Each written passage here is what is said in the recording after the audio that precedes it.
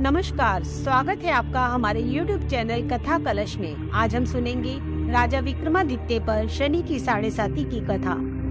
उज्जैन के राजा विक्रमादित्य पर भी शनि की 7.5 प्रारंभ हुई तो वह भी विपत्ति में घिर गए।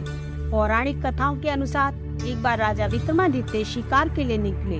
जब वह जंगल पहुँचे तो घोड़े की सवारी के दौरान घोड़ा उन्हें घने जंगलों में ले गया और उन्हें गिराकर भाग गया। उन्हें चोट लग गई और वे सब कुछ भूल गए, यहाँ तक कि उन्हें अपना नाम भी याद न रहा। घायल राजा भूखे प्यासे जंगल में भटकते रहे। जब नगर में आए तब एक ग्वाले ने उन्हें पानी पिलाया और उनका नाम पूछा, परंतु शनि की 7.5 होने से वे अपना नाम भूल गए और उन्होंने अपना नाम वीका बताया। वे एक सेठ की दुकान पर रुके। वीका की हालत देख सेठ को उन पर तरस आया और उन्होंने उसे नौकरी पर रख लिया। उस दिन सेठ की दुकान पर अच्छी बिक्री हुई। सेठ खुश होकर उन्हें अपने घर ले गया। रात को सेठ के घर में चोरी हो गई, जिससे सेठ का सभी धन चला गया। अगले दिन जब सेठ को पता चला कि उसके घर चोरी हो गई है, तब सेठ ने सोचा कि हो ना हो ये उस वीका का ही काम है।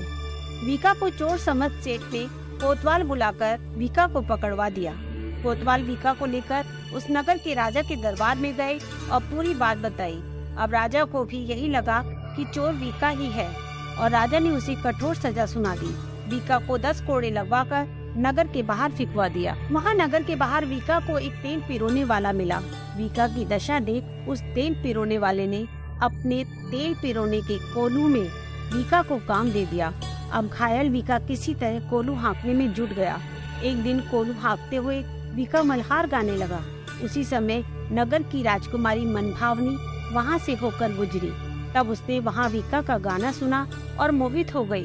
उसने प्रण किया कि वह इस गाना गाने वाले से ही विवाह करेगी।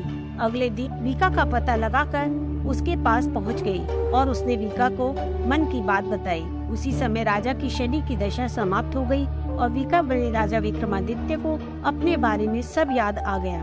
और फिर उन्होंने राजकुमारी को बतलाया कि असल में वे उज्जैन के राजा विक्रमादित्य हैं। ये सुन राजकुमारी बहुत खुश हुई और वे उन्हें लेकर अपने पिता के पास पहुंची और अपने पिता को सब बात बताई। जब राजा को इस बात का पता चला कि जिस व्यक्ति को उन्होंने एक चोर समझकर उसे कोड़े लगवाकर नगर के बाहर फिकवा दिया था, असल में वे सम्राट विक्रमादित्य हैं, तो वे अपने कृत्य पर बहुत लज्जित हुआ और सम्राट से क्षमा मांगी और अपनी बेटी की शादी सम्राट से करवा दी। और फिर सम्राट विक्रमादित्य अपनी पत्नी मनभावनी के साथ उज्जैन लौट आए। इस कथा से हमें यह शिक्षा मिलती है कि कर्मों के प्रभाव से कोई नहीं बच सकता, चाहे वो राजा हो या रंक।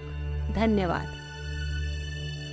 अगर आपको हमारी यह कथा पसंद आई है तो कृपया हमारे चैनल को लाइक करें, शेयर करें और सब्सक्राइब करें और बेल आइकन का बटन जरूर दबाएं, ताकि जब हम अपनी नई कहानी लेकर आएं तो आपको पता चल जाए। धन्यवाद। जय श्री कृष्ण।